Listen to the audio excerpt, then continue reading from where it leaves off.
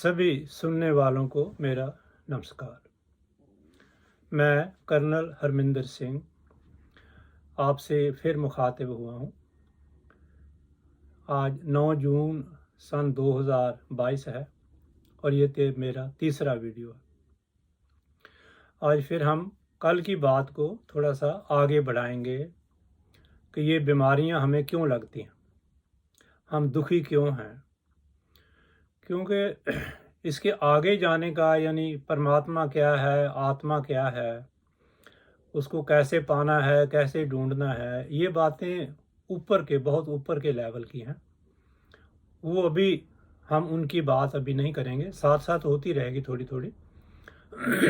सबसे पहले यही बात करेंगे कि हम दुखी क्यों हैं और हम बीमार क्यों हैं, हम गरीब क्यों हैं, हमारी बातों में दम क्यों नहीं है, क्यों हम दूसरों की तरफ देखते हैं अपना भला या अपना अच्छा करने के लिए। ये सब बातें के ऊपर हम अभी ध्यान करें। कल जैसे मैं पिछली वीडियो में, मेरी दूसरी वीडियो में मैंने बयान किया था, ये बीमारियां जो लगती हैं या गरीबी है, ये हमारे अपने नेगेटिव विचार, हमारे शब्द और हमारी जो भाषा और हमारा कृत्य जो हम कर्म करते हैं, कर्म नहीं जिसको हम कृत्य कहते हैं, कर्म बाद में आता। जो कुछ भी हम प्रैक्टिकली करते हैं, कामकाज करते हैं, लोगों से मेल जोल करते हैं, किस तरह से करते हैं, ये सारे के अंदर आप देखें अपने जीवन में, थोड़ा सा अपने अंदर जाएं, आंखें बंद करें। इस वीडियो को सुनने के बाद आराम से बैठें। पिछली वीडियो में भी मैंने कहा था कि ध्यान में कैसे बैठना है। ध्यान में बैठें और अपने अंदर देखें।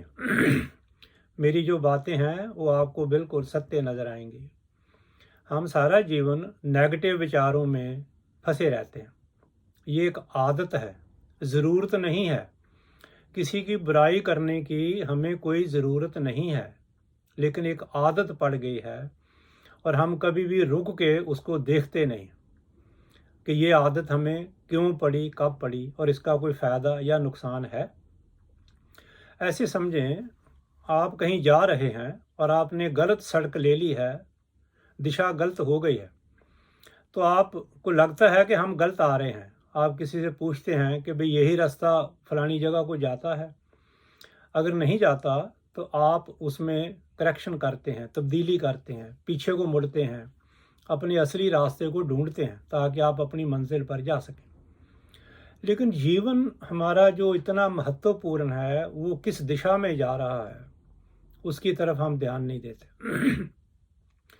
जो भी हमारे जीवन का ढंग बन चुका है वो वैसा ही चलता रहता है, जन्म से लेकर मृत्यु तक, और मृत्यु तक नहीं, अगले जन्मों में भी वैसा ही चलता रहता है। जिसलिए हमें ये मुक्ति नहीं मिलती, गति नहीं होती हमारी। हम अपने विचारों को छोड़ते नहीं, उनसे बंधे हुए हैं। जैसे कोई ज़मीन में कोई कीली ठोक कर उसके साथ में बांध दिया हो, संगल जंजीरों के साथ। यही हमारी बदकिस्मती है। अगर हम अपने आप को आज़ाद कर लें अपने विचारों से, तो उसी पल, उसी क्षण आपको परमात्मा का दर्शन हो सकता है। आप उसके साथ अभेद हो सकते हैं, वहाँ कोई शर्त नहीं है। गुरु नानक साहब लिखते हैं कि जप तप संयम धर्म न कमाया, सेवा साध न जानिया हर राया। कहो नानक हम नीच कर्मा, शर्म परे की राखो शर्मा।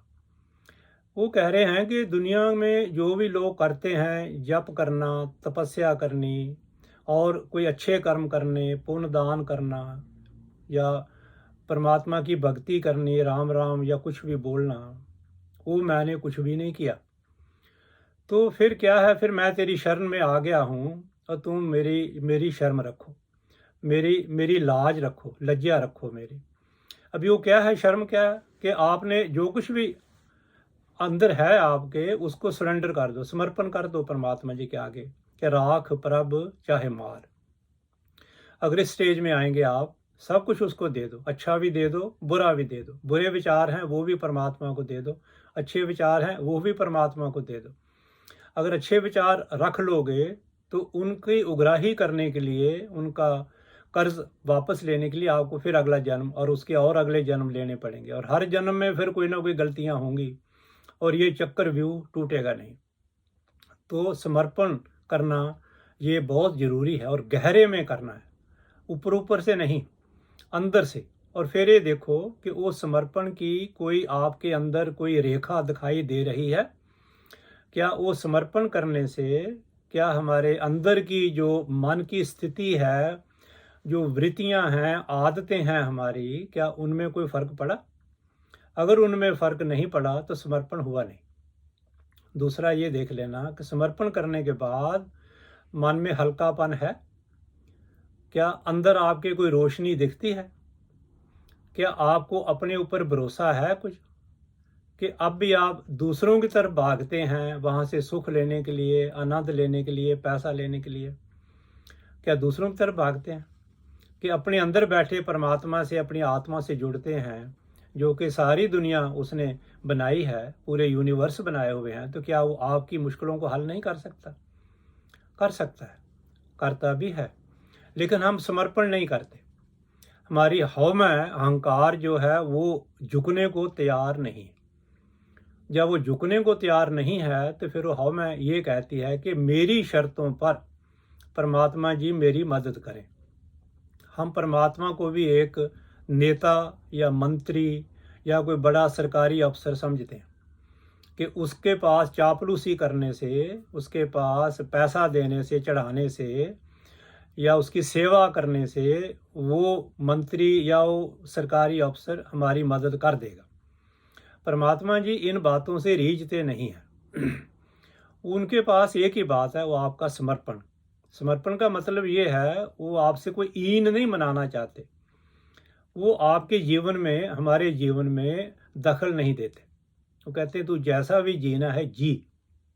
मिसाल के तौर पर एक चोर है, चोरी करता है, वो भी कहता है कि हे परमात्मा आज मेरे को अच्छा सा गफ्फा मिले, कहीं से अच्छी चीज़ मिले, तो परमात्मा उसकी भी मदद करते हैं। कोई बेईमान है, उसको बेईमानी करने में उसकी मदद करते हैं। किसी ने किसका खून करना है, मारना पीटना है, तो उसको भी वैसा ही मौका देते हैं कि ले भाई तो कर जो करना। अभी उस समय उस आदमी के हाथ में है कि वो उससे बदला लेता है या उसको माफ़ कर देता है। अगर वो बदला लेता है, उसका नुकसान करता है, तो अगले जन्म में उसको ये भुगतान करना पड़ेगा। उसी तरह की दुख, दर्द, पीड़ा वो सहनी पड़ेगी। अगर वो पूरा हो गया तो, नहीं तो फिर उसके अगले जन्म में पहले वाला आदमी उसके ऊपर से अपना बदला लेगा। तो ऐसे ये कड़ी चलती रहेगी, टूटेगी नहीं। यूनिवर्स, ये कुदरत या परमात्मा आपको रोकेगा नहीं कि ये गलत काम है और आप ना करो। वो आपकी चॉइस है अपनी, आपने उसको रोकना है और दिशा बदली करनी है कि नहीं करनी। हज़ारों हज़ारों जन्म ले लो, इसमें कोई भी परिवर्तन होने वाला नहीं। आप उसी खिड़की में फंसे रहेंगे, निकलेंगे नहीं। तो समर्पण का मतलब है कि आप अपनी जो नेगेटिव सोच है और जो अच्छे भी गुण हैं आपके अंदर, वो सारे के सारे परमात्मा जी को दे दो। उसका दूसरा कारण ये है कि हम जो जन्म लिया हुआ है इंसान के रूप में है, परमात्मा जी ने हमारी स्थापना, हमें जन्म इसलिए दिया है कि वो हमारे थ्रू, हमारे रास्ते, हमारे द्वारा ये जो संसार बनाया है, इसको वो देखना चाहते हैं कि कैसा बनाया है। इस संसार में लोग कैसे रहते हैं, गुण अवगुण क्या हैं, सुख दुख क्या है, प्रेम क्या है, नफरत क्या है। ये सारे जो इंसानी गुण और अवगुण हैं, वो सब परमात्मा जी उनको देखना चाहते हैं कि ये मैंने किस तरीके की चीज़ें बनाई हैं। और वो जैसे आप आम खाते हैं, आम तो आप खा रहे हैं, लेकिन उसका जो जायका है अंदर, जो आपके जहन में बैठ जाता है, आपकी याद का हिस्सा बन जाता है, या कभी भी आप उस आम के जायके को, स्वाद को भूल नहीं सकते। वो जायका आपकी आत्मा अंदर लेती है। मन को तो ज़्यादा आम खाने में होता है और शरीर को उनको हजम करने पे टाइम लगता है, कितने वो अपने अंदर ले सकता है, लेकिन आत्मा ने उसका जायका लेना होता है, स्वाद लेना, वो स्वाद चखती है हर चीज़ का, अच्छी का, बुरी का, रिश्तों का, प्रेम का, लड़ाई का, सब का सबके वो अंदर उसका वो जायका, उसका स्वाद, उसका टेस्ट करना होता है कि ये क्या है। यूनिवर्स में लोग लड़ते हैं तो क्यों लड़ रहे हैं? क्योंकि परमात्मा जी को सब पता है, लेकिन वो थ्योरी है, वो एक किताब में लिखे हुए जैसे है चीज़, उसको प्रैक्टिकल रूप जो है वो हमने देना। हमारे रास्ते वो परमात्मा जी उन चीज़ों को देखते हैं, परखते हैं, और फिर हम अपनी सूझबूझ के साथ, अपनी जागृति के साथ उनको देखते हुए कि ये जीवन जैसा मैं जी रहा हूँ, क्या ये मेरे लिए सही है? एक आदमी नशा कर रहा है तो उसको ये सोचना चाहिए कि क्या मैं ये जीवन ये नशा करने के लिए लिया है? ये दवाइयाँ खाने के लिए, गोलियाँ खाने के लिए, शराब पीने के लिए? इस जीवन का कोई और मकसद है? मकसद यही है जो मैंने अभी आपको बताया। हमने परमात्मा जी की मदद करनी है। यहाँ पर जो भी कर्म हम करते हैं वो परमात्मा जी करवा रहे हैं, हम नहीं करते। आपके ऊपर जो उसका कोई भी जो कर्म निर्मित नहीं होता, निर्मित तब होता है जब आप हमें के चक्कर में आ जाते हैं कि ये काम मैंने किया है। ये जो मैं है आपकी, ये उस कर्म को क्लेम करती है। उस समय में परमात्मा जी आपके बीच में से हट जाते हैं। वो कहते फिर आप अपने मन की चला लो, तो जब थक जाओगे तो फिर मेरे पास आ जाना। क्योंकि ये हमें उन्होंने खुली छूट दे रखी है कि हम जैसा भी ये जीवन चाहें उसको जी सकते हैं। इसका प्रमाण ये है कि जब हम जन्म लेते हैं तो पिछले जन्मों की कोई भी याददाश्त हमारे अंदर मन में नहीं होती। हम उस समय ये सब को मिटा दिया जाता है ताकि हम ये जीवन पिछले जन्मों के बोझ के नीचे ना जिए। इसको हम बिल्कुल आज़ाद मन से, आज़ाद ढंग से जो भी करना चाहें वो करें।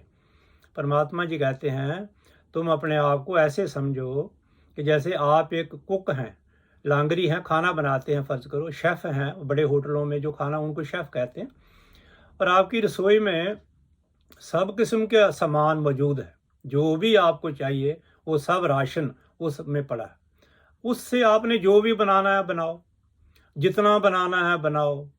अच्छा लगता है तो ठीक है, अच्छा नहीं है तो उसमें तब्दीलियाँ करो, उसको और अच्छा बनाओ, और अच्छा बनाओ, और अच्छा बनाओ। कोई कमी नहीं है, जो मांगो परमात्मा जी वो देंगे आपको। अपने जीवन के साथ आप तजर्बे करो, पर वो तजर्बे जो हैं उनको ध्यान से करो। जैसे एक साइंटिस्ट, साइंसदान वो तजर्बा करता है तो उसके सारे रिजल्ट वो लिखता है कागज़ पर, करने से पहले भी लिखता है कि इसमें मैं क्या क्या चीज़ें डाल रहा हूँ और मैं इसमें से क्या ढूंढ रहा हूँ। और जब वो तजर्बे कर रहा है साथ साथ भी उसकी रीडिंग लिखता है, और आखिरी में भी वो लिखता है कि क्या उसका रिजल्ट निकला। अगर वो सही निकला तो सही है, नहीं निकला तो उसमें तब्दीलियाँ करता है। जैसे एडिसन ने बिजली का बल्ब बनाया तो हज़ारों तजर्बे किए उसने, उसके बाद में जाकर उसको कामयाबी मिली। लेकिन आम इंसान जो हम लोग हैं, हम इस ज़िंदगी में कोई तजर्बा नहीं करते। हमारे तजर्बे 35 साल की उम्र तक ही हम करते हैं, फिर ख़त्म हो जाते हैं। 35 साल की उम्र तक हम पढ़ाई कर लेते हैं, नौकरी पकड़ लेते हैं, या कोई भी बिज़नेस करना है उसको पकड़ लेते हैं, शादी कर लेते हैं, फिर हमारे 1 या 2 बच्चे हो जाते हैं। अब हम कहते हैं हम जीवन में सेटल हो गए हैं।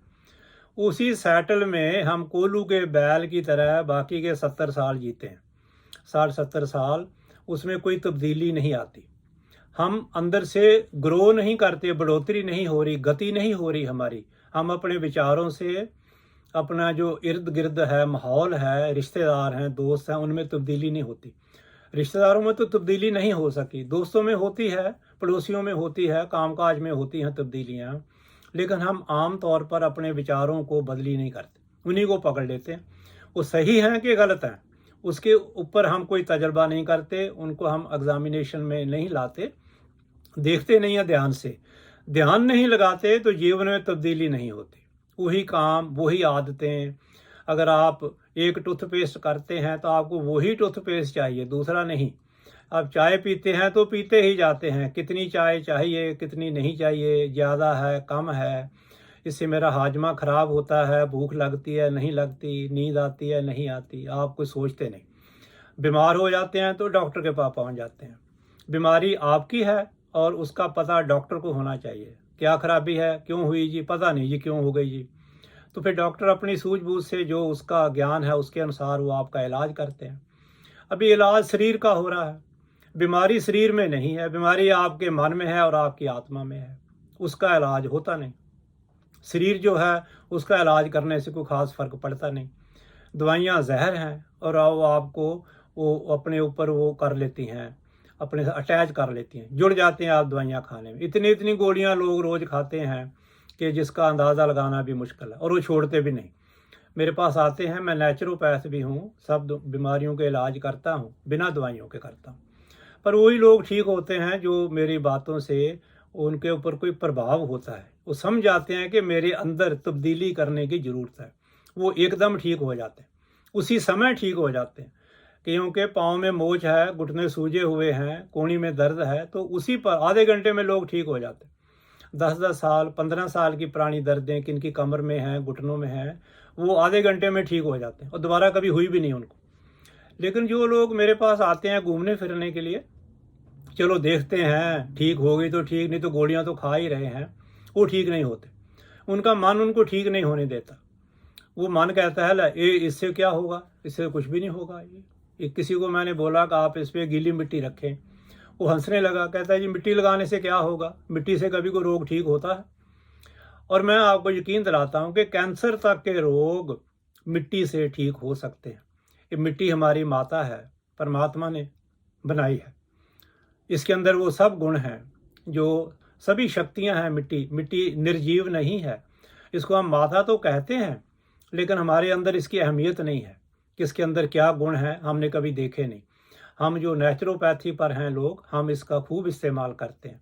सभी जो बीमारियों में इसका इस्तेमाल हो सकता है, कैसे करना है वो फिर कभी दूसरी किसी वीडियो में बताऊंगा। ये सबसे बात हो रही है समर्पण करने।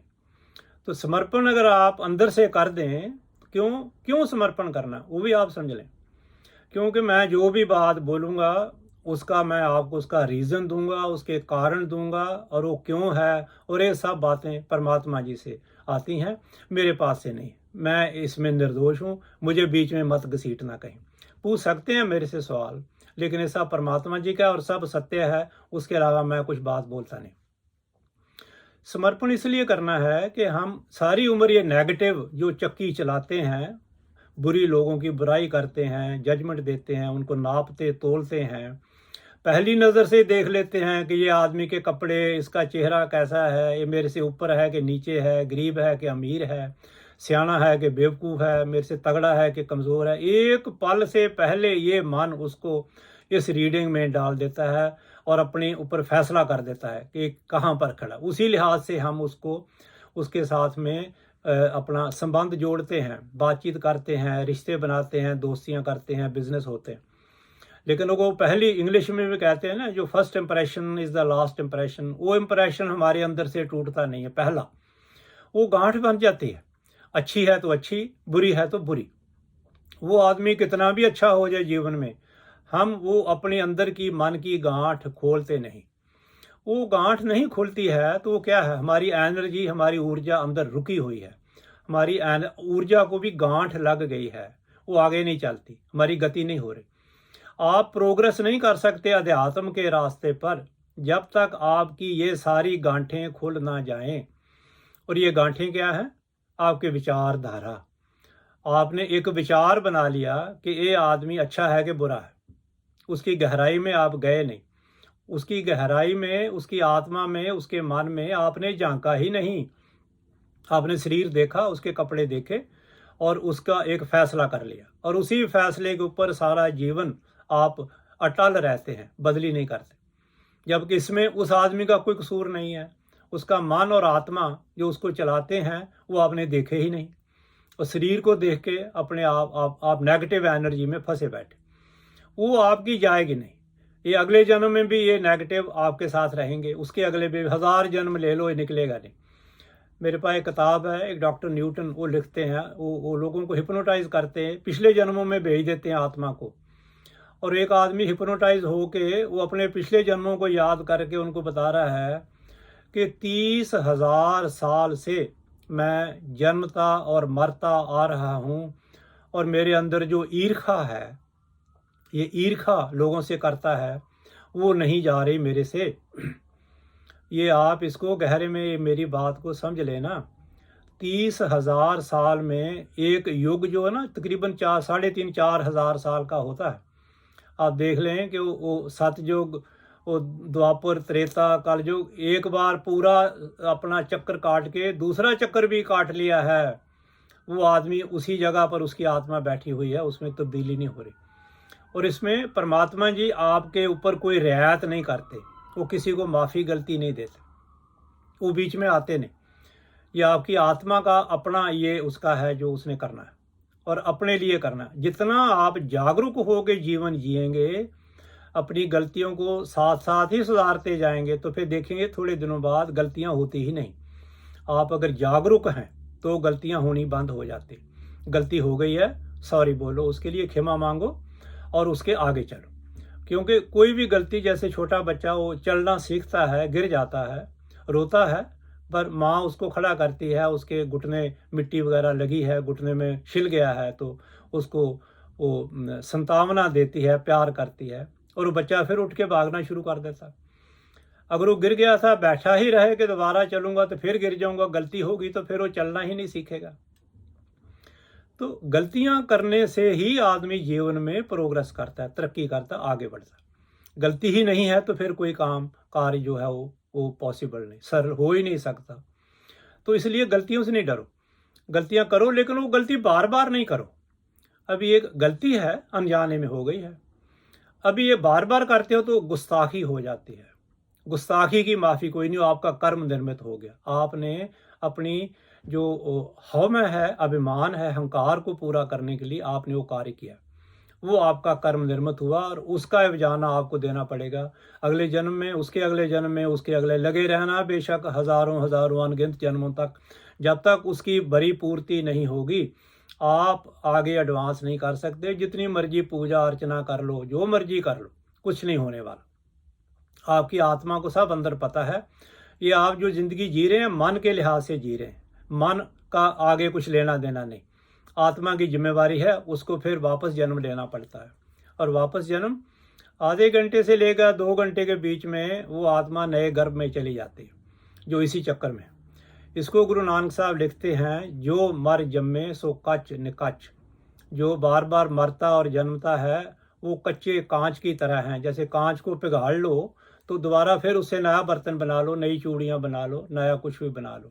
ऐसे है वो कांच न कांच, ऐसे कच्चे हैं, टूट जाते हैं जल्दी, उनमें कोई शक्ति नहीं है, अंदर कोई ठहराव नहीं है, और वो कांच की तरह आते हैं जाते हैं। मिट्टी का नया बर्तन, नए गर्भ में वो आत्मा पहुंच जाती है। और वैसा ही परिवार, पहले जैसा ही, वैसा ही जीवन, वैसी ही गरीबी, वैसी ही बीमारियां उसके साथ में, वो अगले जन्म में उसका कर्म जो है वो उसके साथ साथ निर्मित हो रखा है, और वो वहाँ पहुँच जाता है। उसको किसी को दिशा देने की जरूरत नहीं, उसको पहले ही पता है आत्मा को मैंने कहाँ जाना।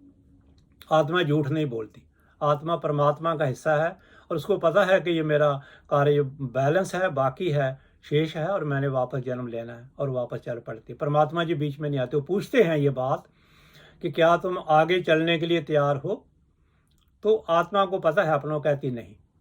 तो यहाँ पर परमात्मा जी से उसकी ये इंटरव्यू है या मिलन है, वो ख़त्म हो जाता है, और फिर आत्मा अगले जन्म की तैयारियां करती है और अगले गर्भ में पहुँच जाते। ये आपने अपने ध्यान में रख लेना ये बात। जो भी आपकी आदतें हैं, उनको आप ध्यान से अगर देखेंगे तो वो आदतें छूट जाएंगी।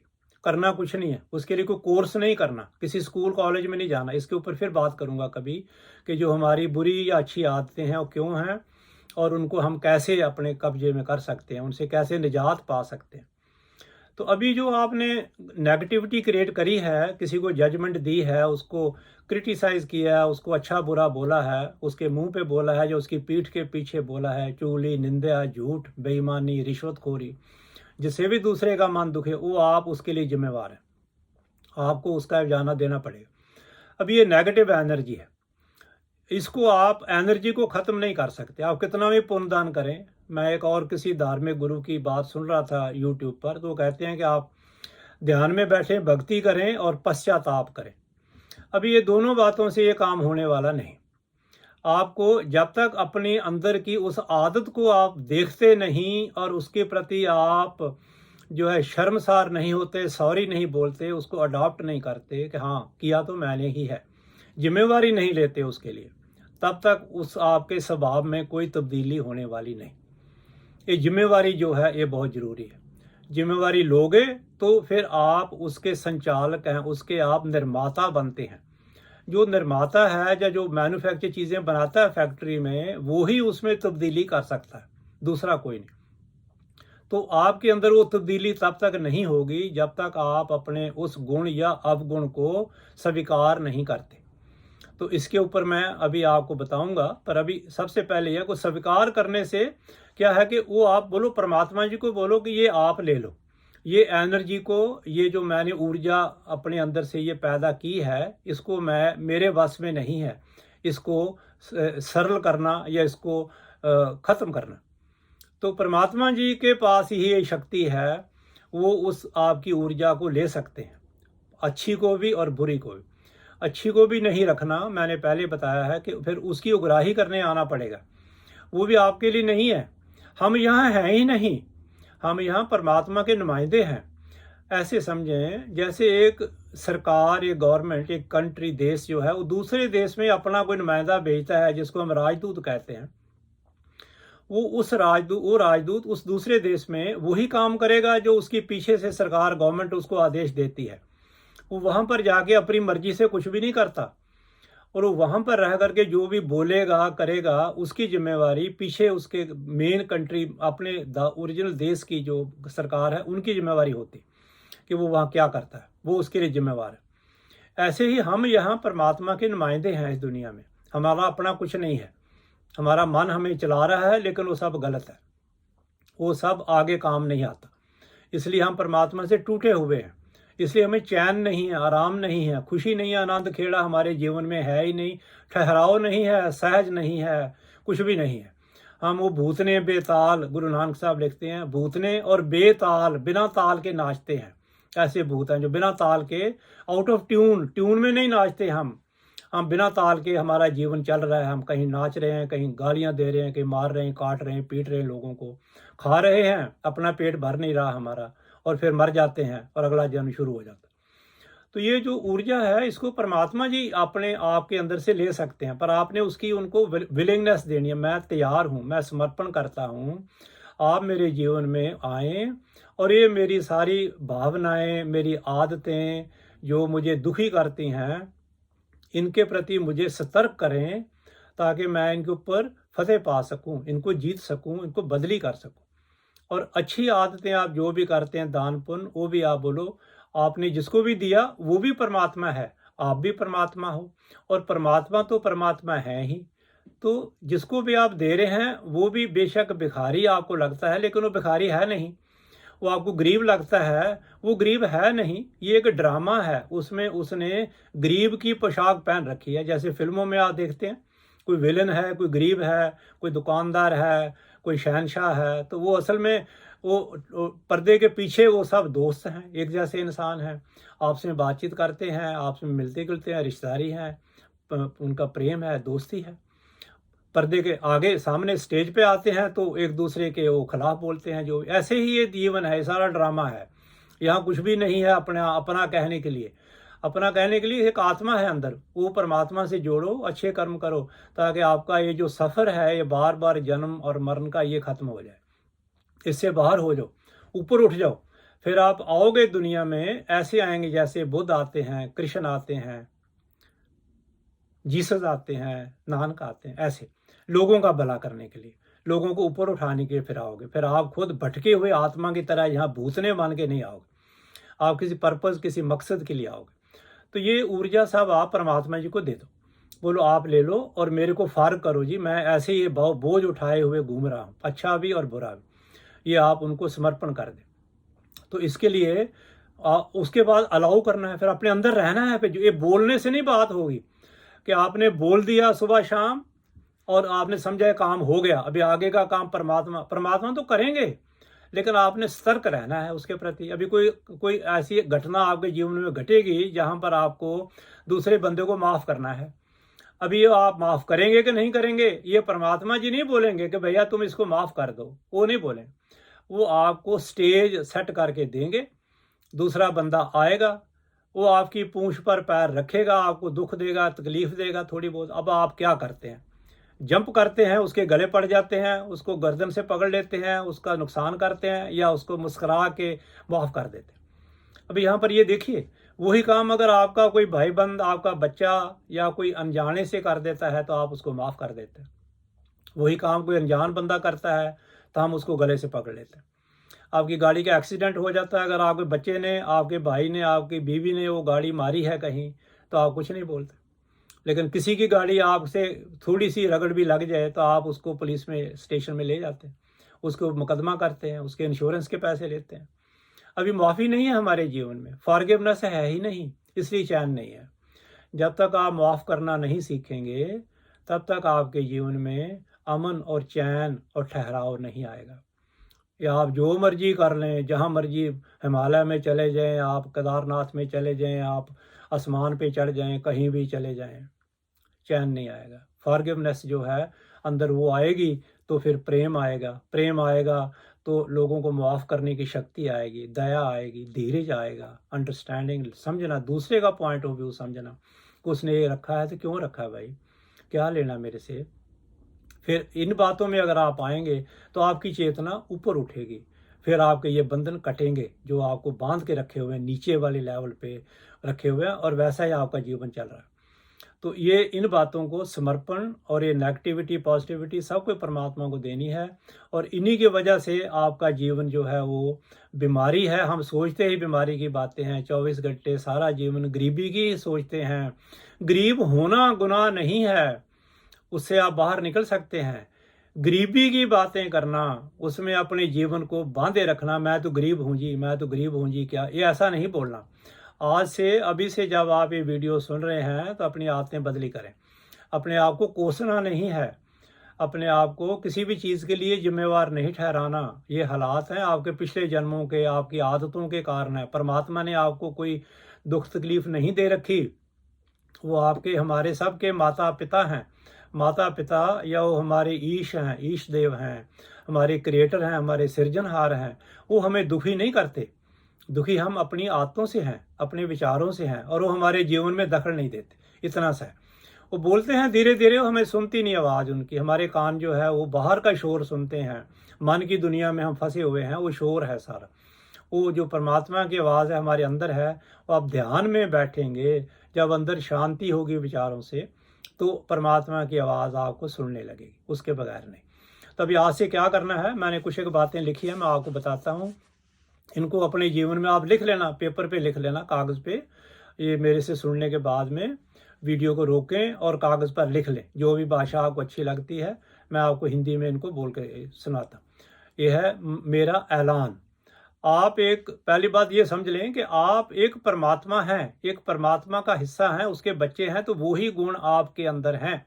जैसे समुद्र का पानी खारा है, पर आप एक कतरा भी उसमें से उठा के अपने मुंह में रखें तो वो भी खारा है, उसमें भी सारे वही गुण धर्म हैं जो सारे समुद्र के पानी में हैं। तो ऐसे परमात्मा इतना विशाल है, बड़ा है, उसके अंदर जो भी गुण धर्म हैं, हम उसके छोटे से हिस्से हैं, वो सब हमारे अंदर भी हैं। हम उसके बच्चे हैं, वही शक्तियां हमारे अंदर भी हैं, पर आपने उन शक्तियों को ढूंढना है, ये शर्त है। हमारे अंदर वो हैं, लेकिन वो आपको दिखाई नहीं देते, आपने उनकी खोज करनी है अपने अंदर। तो जिन्होंने खोज करी वही वो परमात्मा तक पहुंच सकते हैं, अपनी शक्तियों का उनको पता चल सकता है। ये शक्तियां दूसरे को डराने धमकाने के लिए या रोब जमाने के लिए नहीं होती। इस शक्तियों से आप दूसरों को परमात्मा से जोड़ सकते हैं, पर आप खुद परमात्मा से जुड़ सकते हैं, आनंद ले सकते हैं। इनके, इसके अंदर रमना है, इनको गलत इस्तेमाल नहीं करना। तो ये मेरा ऐलान, आज से आपने ये बातें बोलनी। पहली बोलनी है, मेरा जीवन आज जिस तरह का भी है, जिस तरह का भी है, मैं बोल रहा हूँ कि आप पापी हैं, पुन्नी हैं, गरीब हैं, अमीर हैं, दुखी हैं, सुखी हैं, बीमार हैं, जो कुछ भी आप हैं आज, वही बोलना, मेरा जीवन आज जिस तरह का भी है, मैं इसके लिए पूरी जिम्मेवारी अपने ऊपर लेता। इसका सूत्रधार मैं ही हूँ और मैं इसका पूरा जिम्मेवार हूँ। आपने ये बोलना बहुत ज़रूरी बात। अगर आपने ये नहीं बात बोलेंगे तो आपकी हालात बदली नहीं होगा, क्योंकि जिम्मेवारी है, किया है तो जिम्मेवारी लो। और इसके लिए कुछ नहीं करना, पश्चाताप कोई नहीं है इसके लिए। हुआ है तो हो गया है, अब मैं पीछे नहीं जा सकता, पिछले जन्मों में नहीं जा सकता। किसी के पेट में छुरा मारा है तो लग गया है, अभी मैं क्या करूं उसके लिए। पश्चाताप करने से उसका कोई हल नहीं है। जिम्मेवारी लो और आगे से उस बात को देखो, महसूस करो अपने अंदर कि अगर मेरे पेट में ऐसा छुरा लगे तो कैसा महसूस होगा। अगर वो पीड़ा, वो दर्द, वो तकलीफ आप महसूस कर सकते हैं तो वो आपका कर्म खत्म हो गया। दोबारा वो काम नहीं करें, ध्यान रखें। और वो जिस भी आदमी के साथ में दूसरा ये करना है, दूसरी बात ये बोलनी है कि मैंने आज तक जिस किसी का भी दिल दुखाया है, दुख तकलीफ दी है, जाने में या अनजाने में, मैं उसके लिए माफ़ी मांगता हूँ। मैं उसके लिए माफ़ी मांगता हूँ। वो आदमी अगर हाजिर है, आप प्रैक्टिकली उसके साथ जा सकते हैं तो उसके सामने जाके माफ़ी मांगी। हिम्मत रखिए अपनी अंदर, इतनी हिम्मत पैदा करें अंदर। अगर वो दूर है या मर गया है तो आप उसकी आत्मा का, उसके चेहरे का ध्यान करके ये बात बोलें कि भाई मेरे से गलती हुई, मैं उसकी जिम्मेवारी लेता हूँ और अभी दोबारा आइंदा मैं ये काम नहीं करूँगा। ये दूसरी बात। तीसरी बात आपने बोलनी है कि मैं अपने आप को भी इसी तरह से माफ़ करता। मैंने अगर किसी ने मेरा मन दुखाया है, मेरे को कोई दुख तकलीफ दी है, तो मैं उसको माफ़ करता बिना शर्त। अगर आप माफ़ नहीं करेंगे, वो गांठें आपकी खुलेंगी नहीं, आपकी ऊर्जा आपके अंदर रुकी रहेगी, उससे कैंसर बनेगा, बीमारियां लगेंगी, आपको जन्म दर जन्म भटकना पड़ेगा उसका बदला लेने के लिए। वो बदला कभी पूरा नहीं होगा। बदला लेंगे किससे? परमात्मा, एक परमात्मा दूसरे परमात्मा से बदला लेने की कोशिश कर रहा है। ये हमारी भूल है, यही हमारी डुअलिटी है। जो असली है वो दिखता नहीं, जो असली नहीं है वो असली लग रहे हैं। हम दूसरा देख, दूसरा कोई नहीं, यहाँ आप ही हैं। एक नूर ते सब जग उपजया, कौन भले को मंदे, कौन भला है कौन बुरा है, एक ही रोशनी है परमात्मा की सबके अंदर। तो ये मन से ये द्वैत निकाल दे। वो दूसरा है और उसने मुझे दुख दिया, कोई दुख नहीं दे रहा आपको, वो आपकी शिक्षा के लिए है, आपके भले के लिए है। वो आगे बात करेंगे, फिर दूसरी किसी वीडियो में करें। अभी आपने ये करना है कि मैंने अपने आप को भी माफ़ कर दिया। मैं अपने आप को मैं पापी नहीं मानता, मैंने कोई पाप नहीं किया, इसलिए अगर मेरे मन के ऊपर कोई बोझ है तो मैं उसको भी उतार रहा हूँ, मैं अपने आप को भी माफ़ कर रहा हूँ। और उसके बाद में आपने बोलना है कि मैं हर रोज़ हर तरीके से नया और नया, अच्छा और अच्छा इंसान होता जा रहा हूँ। अगली बात बोलनी है, मैं हर जगह पर सुरक्षित हूँ और तंदुरुस्त हूँ। हर जगह पे सुरक्षित हूँ और तंदुरुस्त हूँ, सेफ हूँ और हेल्दी हूँ। अगली बात आपने बोल देनी है कि मेरा जीवन खुशियों से भरा हुआ है, मेरे पास हर चीज़ की बहुतात है। अबंडेंस इंग्लिश में कहते हैं, अबंडेंस है। इसको इमेजिन करना। अगर कोई गरीब भी है तो गरीबी के ऊपर नहीं सोचें, अभी आप अमीरी के ऊपर ध्यान करें। मेरे पास बहुत पैसा है, मेरे पास बहुत पदार्थ है, मेरे पास घर है, गाड़ियां हैं, बिजनेस है, उसके सपने लें। असल में सपने लें, आप उनके सपने लेंगे, आपकी अंदर की सोच बदली होगी, पॉजिटिव बनेगी, फिर वो सोच को अंदर उसको फल लगेगा। फिर परमात्मा जी आपको भर देते हैं उसी बात से, जो मांगे ठाकुर अपने ते। इसको ऐसे समझना, सोई सोई देव। आप अभी बीमारी, गरीबी, भूख ये मांग रहे हैं, हर समय आपका ध्यान उसी के ऊपर है और उसी को फल लग रहा है। अभी आपने ध्यान को बदली करके अपने खुशी, सुख, सुविधाएं, पैसा, अमीरी, दोस्ती, प्रेम, इनके ऊपर लगाना है, तंदुरुस्ती पर लगाना है। बीमारी को नहीं देखना, तंदुरुस्ती को देखना है। बीमारी आई है, बोलो हाँ मैं आज इस बल से मुझे तकलीफ हो रही है, बीमार नहीं बोलो, बोलो इस वजह से मेरे को तकलीफ हो रही है, पर मुझे यकीन है कल सुबह तक या कल शाम तक मैं ठीक हो जाऊंगा, मैं ठीक हो रहा हूँ। ये बातें बोलें और अपने अंदर तंदुरुस्ती का ध्यान करें, तंदुरुस्ती देखें। जब आप बीमार नहीं हुए थे उस समय आपका शरीर कैसा था, जीवन कैसा था, उसकी तस्वीर अपने आगे रखें। अपने साइड टेबल पर वो तस्वीर लगाएं, अपने रेफ्रिजरेटर के ऊपर वो तस्वीर लगाएं, अपनी कार के अंदर स्टीयरिंग के ऊपर वो तस्वीर लगाएं, अच्छे वाली, प्रेम वाली, तंदुरुस्ती वाली। उसी में रमें। जिस भी बात के ऊपर आप ध्यान रखेंगे, आप एक सृजनात्मक शक्ति है आपके अंदर, परमात्मा जैसी ही शक्ति है आपके अंदर। उसी शक्ति को, उसी ध्यान वाली चीज़ को फल लगता है।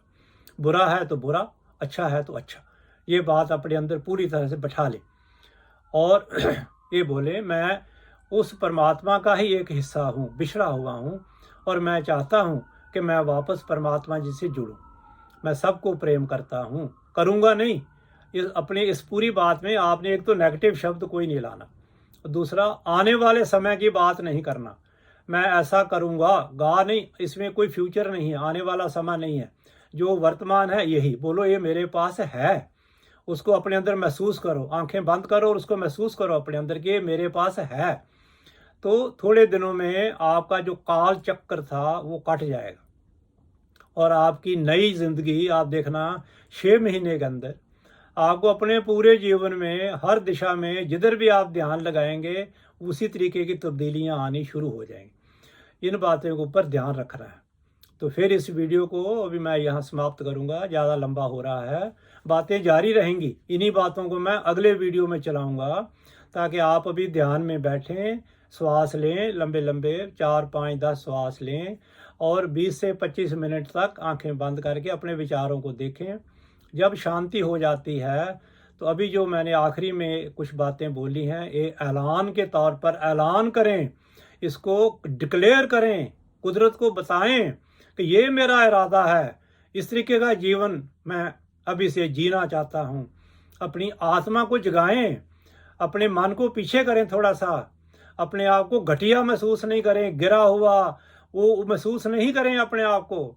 आप परमात्मा हैं, आपने अपनी शक्तियों को खुद नहीं छोड़ा हुआ है, उनको वापस ग्रहण करें अपने आप के अंदर, उनको रखें अपने अंदर। बोलो मैं परमात्मा हूँ, मैं परमात्मा हूँ। बोलने से होगा नहीं, ध्यान इस पर रखें और वैसे कार्य करें, वैसी सोच बनाएं। सोच बनाएं, धीरे धीरे सोच को भी फल लगेगा और हम सब ने परमात्मा बनना है।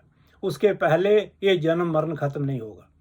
परमात्मा जैसे गुण अपने अंदर पैदा करने हैं, आपके जीवन से खुशबू आए, वही खुशबू जो परमात्मा जी के अंदर से हैं, वो गुण आपके अंदर हम सब में, उसको गुणों को आप अपने अंदर ग्रहण करें, उनके ऊपर अमल करें, वो अमल आपका जीवन का हिस्सा बन जाए। पर अभी से शुरू करें। ये एक दिन की बात नहीं है, एक जन्म की भी नहीं है, लेकिन शुरू तो करना ही होगा ना। तो इसलिए आज ही शुरू करें। कल करेंदा आज कर, आज करेंदा अब, पल में परलय होएगी, बहुड़ करेगा कब। तो उसको टरकाएं नहीं, कल पे नहीं डालें, अगले मोमेंट पे भी नहीं डालें, इसी पल अभी शुरू करें। और जो बातें कहता हूँ ये सब परमात्मा जी की तरफ से आप तक पहुँची हैं। आप सबको परमात्मा जी का आशीर्वाद, आपका धन्यवाद। आपने मेरी बातें प्रेम से सुनी। आगे अपने साथियों को, संगों को, परिवार के मेंबरों को ये बातें बताएं और इन पर अमल करें। सुने, फिर सुने, फिर सुने, फिर सुने। मैं अपनी वीडियो लगा के खुद सुनता हूँ ताकि मैं भी इसके साथ जुड़ा रहूँ। धन्यवाद, बहुत बहुत नमस्कार।